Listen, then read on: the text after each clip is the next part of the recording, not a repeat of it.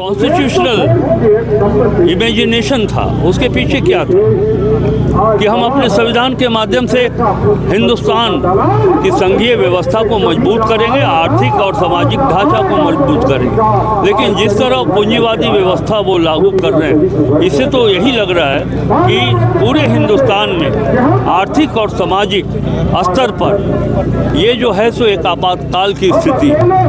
एक समय था जब इमरजेंसी हुआ था पॉलिटिकल रीजन से, आज स्थिति यह है कि इस देश में आर्थिक और सामाजिक आपातकाल की स्थिति इसलिए बनी हुई है कि जो कार्य संस्कृति है भारतीय जनता पार्टी और प्रधानमंत्री जी की, वो जिस तरह पूंजीवादी व्यवस्था को फिर से स्थापित करना चाहते हैं तो सामाजिक समानता तो समाप्त हो जाएगी। जो रिलेशन केंद्र और राज्यों के बीच होना चाहिए उस रिलेशन को वो खंडित करना चाहते हैं।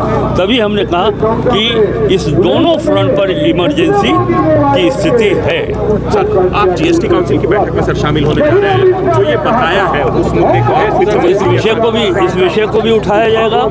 और एक विषय हम अलग से मांग करेंगे कि जो कंपनसेशन 5 वर्षों तक चलाया जा रहा था, हमारे यहाँ हम मैन्युफैक्चरिंग स्टेट है, हम उत्पादन करते हैं लेकिन कंज्यूम यहाँ नहीं होता है। और consumer state Punjab, Maharashtra, Calcutta, West Bengal ये सब हो जाता है, हमको वो राशि नहीं मिलती है। इसलिए मैं उस बैठक में ये मांग करूंगा कि ये जो 5 वर्षों की अवधि समाप्त हो गई है, 5 वर्षों के लिए और बढ़ाई जाए। सर, वोट का विचार रखती है, अगर ये न्यूज़ नहीं मिलता है सरकार को, वोट जाएगी इस पर्टिकुलर मुद्दे पे? मतलब लोकतांत्रिक तरीके से हम अपने अधिकार की रक्षा के लिए जो हमारा बकाया है उसके लिए न्यायालय के शरण में भी अगर जाना पड़ेगा तो उससे पीछे नहीं हटेंगे।